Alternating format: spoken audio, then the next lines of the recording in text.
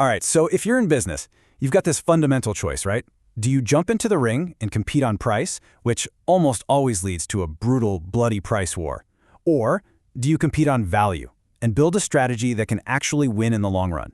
So let's really dig into how you make the right call. And this, right here, is the million-dollar question for pretty much any manager or entrepreneur out there. I mean, if you're not going to be the cheapest option on the block, how do you not just survive, but actually win? That's exactly what we're going to unpack today. Okay, so first things first, we need to really understand the danger we're trying to sidestep. It's this thing called a price war. And trust me, it's an incredibly easy trap to fall into, but it is a nightmare to try and climb out of. I mean, just look at the difference here. It's night and day. A price war is just this relentless downward spiral. You cut your price, so your competitor cuts theirs even lower. Before you know it, you're both selling at a price that's barely above your cost. There's no profit, no room to innovate, nothing. It's mutually destructive. On the flip side, strategic competition is a race to the top. It's all about who can add more value, who can build deeper loyalty. That's how you build something that lasts. So, the big question is, how do you get out of this mess? Well, you don't play their game. You change the rules entirely. You stop fighting about who's the cheapest, and you start a new competition. Who can be the most valuable? And that, my friends, is the art of differentiation. And this strategy, this art form, really, it has a name: non-price competition.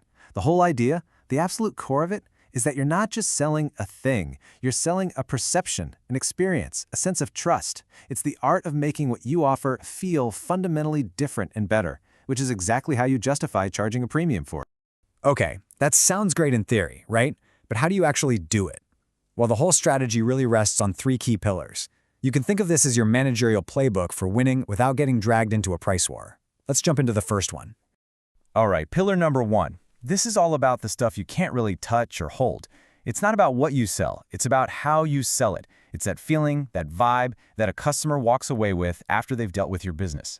In this quote, man, it just nails it. Let's be real. Is the coffee itself that different? Is it brewed from some magical bean? Probably not, right? But the experience is worlds apart. You're not just paying for caffeine in a cup. You're paying to be recognized, to be in a pleasant atmosphere, to feel comfortable. That is an incredibly powerful differentiator. Now let's put on our manager hats for a second. None of this just happens. That feeling of being recognized, that comes from a direct investment in staff training. That pleasurable environment, that's a conscious investment in ambiance, in the music, in the decor. That feeling of trust and comfort, it's a direct result of investing in maintenance and cleanliness. You can draw a straight line from every single one of those investments to the specific intangible value you're creating for the customer. Okay, so we've talked about the fuzzy stuff, the experience. Pillar 2 gets a lot more concrete.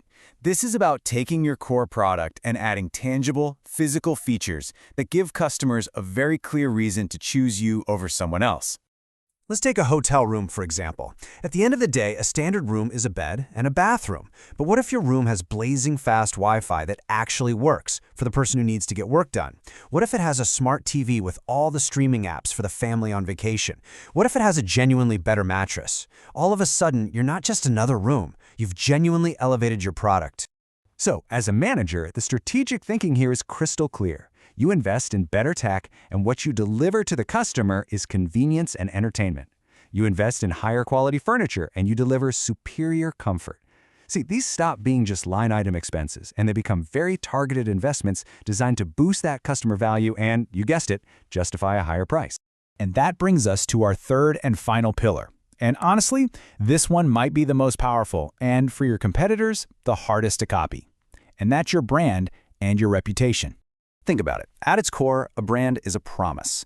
When a tourist is standing in a city they've never been to, that 4-star rating on an app like Traveloka isn't just a number. It's a promise of quality, a signal of reliability, a sign of safety. What it does is it massively reduces their perceived risk, and people will almost always pay a premium for that peace of mind. It's human nature. But here's the thing. You don't just get a brand like that overnight. It's a deliberate, long-haul investment. It's consistent marketing. It's obsessive quality control. It's actively managing your online reputation. All of these things work together to build one thing: trust. And that trust becomes a strategic moat around your business that's incredibly difficult for a new competitor to cross. Okay, so this all sounds amazing, right? Just differentiate and win. But there's always a but. As they say, there's no free lunch. Creating all this incredible, unique value, the service, the features, the brand, it doesn't come for free. I mean, think about it. That better staff training, those premium mattresses, those big splashy marketing campaigns, all of that costs money, real money, and it directly increases the cost of running your business. So let's get into the economics of it for a second. All of this means your average total cost, your ATC, the cost per unit of what you sell, it's going to go up, maybe by something like 20%. Now, a competitor who doesn't do any of this will have a lower ATC, sure, but they're stuck in that death spiral of a price war. But here's the key. That extra cost isn't waste. It's the ticket price you pay to escape the trap. So, this might sound a little crazy, right? Why on earth would any sane business willingly jack up its own costs? Well, because you have to stop looking at it as just a cost. It's the very investment that gives you permission to charge a higher price and, ultimately, to survive. What happens is you create this amazing virtuous cycle. Those higher costs, they fund the very differentiation that makes you special. That differentiation creates the variety and quality that customers actually want and will pay for. This, in turn, justifies a higher price, which covers your higher costs and ensures your survival, all while you're safe and sound, far away from the bloodbath of a price war. So look, if there's one single thing you walk away with today, I want it to be this. You have to shift your mindset. Things like marketing, training, and quality improvements, they are not expenses on a spreadsheet. They are strategic investments in the survival of your company. They are your strategic defense against becoming just another forgettable commodity in a race to the bottom. Because let's be crystal clear about this. In any market that's even slightly competitive, the temptation to cut prices will always be there. A price war is always looming on the horizon. The only real question is, when that day comes, what's your defense going to be?